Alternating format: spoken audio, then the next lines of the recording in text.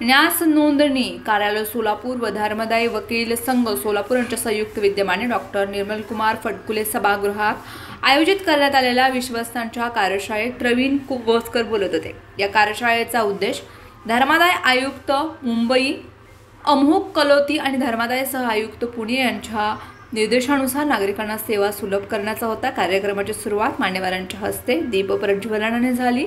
यावेळी धर्मदाय उपायुक्त प्रवीण कुंभोजकर, सहाय्यक धर्मदाय आयुक्त संजय पाईकराव, मानसशास्त्र तज्ञ डॉक्टर नितीन भोग, जिल्हा अध्यक्ष खतीब वकील advocate Khole, advocate Munde, Gurav advocate Mangalpalli, ज्येष्ठ विधितज्ञ Rajan Dixit, advocate Imandar, advocate Amit Rodgi, advocate Abdullah Khatib, advocate Jahagirdar आणि विधितज्ञ यावेळी उपस्थित होते। या कार्यशाळेचा हेतू स्पष्ट करताना उपायुक्त कुंभोजकर यांनी सांगितले की मुख्यमंत्र्यांच्या 100 दिवसांच्या कृती आराखड्यानुसार नागरिकांना मिळणाऱ्या सेवा सुलभ करण्यासाठी कार्यशाळेचं आयोजन केलं आहे। त्यांनी कायदेविषयी अडचणींवरती मार्गदर्शन केलं। आपण ह्या कार्यक्रमाचा मन लावून त्याचा फायदा घ्यावा आणि त्याचा नक्कीच आपल्याला येत्या काळात चांगली फलश्रुती होईल अशी त्यांनी अपेक्षा व्यक्त केलेली आहे।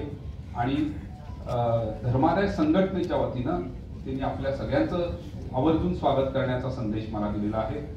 डॉक्टर नितीन भोगे यांनी मानवाच्या शारीरिक, मानसिक आणि सामाजिक आरोग्याच्या महत्त्वाचा त्यांनी प्रकाश टाकलाय। मित्रांनो, जागतिक आरोग्य संघटनेचे एक व्याख्या आहे आरोग्याविषयी। त्याच्यामध्ये त्यांनी आरोग्य म्हणजे काय तर शारीरिक, मानसिक, सामाजिक आणि आध्यात्मिक आरोग्य, तब्येत ज्याची चांगली आहे आणि या तब्येतीमुळे जो आपल्या वयोगटाप्रमाणे, सामाजिक हुद्द्याप्रमाणे आपली कर्तव्य विनासायास पार पाडू शकतो टाकलाय। ज्येष्ठ विधितज्ञ खतीब वकील यांनी विश्वस्तांचे अधिकार, कर्तव्य आणि संस्थांचं संगोपन याबाबत माहिती दिली। की आपण सर्व विश्वस्तांचे अधिकार, कर्तव्ये, जबाबदाऱ्या आणि त्यामध्ये सभा असे विषय देण्यात आलेले आहेत। तर आपण सर्वांनी सर्वप्रथम हे जाणून घेतलं पाहिजे की आपण विश्वस्त आहात। You are trustees. आपण विश्वस्त आहात म्हणजे काय तर आपण हे लक्षात घेतलं पाहिजे की सर्वप्रथम विश्वस्त व्यवस्था, न्यास, ट्रस्ट ही एक कायदेशीर संकल्पना असलेली ज्युडिशियल पर्सन, कायदेशीर व्यक्ती आहे। आणि हा न्यास हा जंगम मिळकतीचा किंवा स्थावर मिळकतीचा असू शकतो। स्थावर मिळकतीचा न्यास म्हणजे प्रामुख्याने आपल्या धार्मिक आपली धर्मस्थळं आहेत, मंदिर आहे, मठ आहे, मस्जिद आहे, चर्च आहे, आगियारी आहे, सायनेगॉग आहे, अशा या स्थावर मिळकतींचे या समाजाला अर्पित केल्या जातात। त्या स्थावर मिळकतीच्या मालकाकडून ॲडव्होकेट अंबादास रायने आणि ॲडव्होकेट खोले यांनी बदल अर्ज या कायद्याबाबत मार्गदर्शन केले।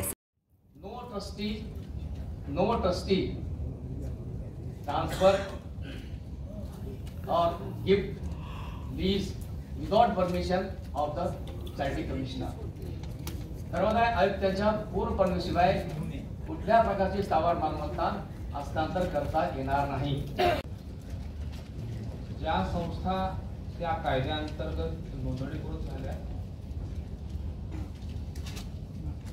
त्या संस्थांच्या कामकाजाकरिता ज्या सोसायटी रजिस्ट्रेशन ऍक्ट धर्मादाय आयुक्त संजय पाईकराव यांनी दस्तऐवज अद्यावत ठेवण्याबाबत सूचना दिल्या। नोटीस बुक, पहिलं सर्वसाधारण सभेची नोटीस बुक तुम्ही मेंटेन केली पाहिजे, एक रजिस्टर। त्याच्यामध्ये वर्षामध्ये जेवढ्या आवश्यक नोटीस आहेत त्या नोटीस त्यामध्ये असल्या पाहिजे।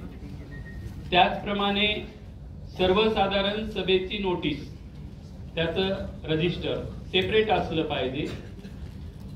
त्याचप्रमाणे सभासद रजिस्टर आता जसं सांगितलं तेही असलं पाहिजे आणि वेळोवेळी ते अद्ययावत केलं पाहिजे।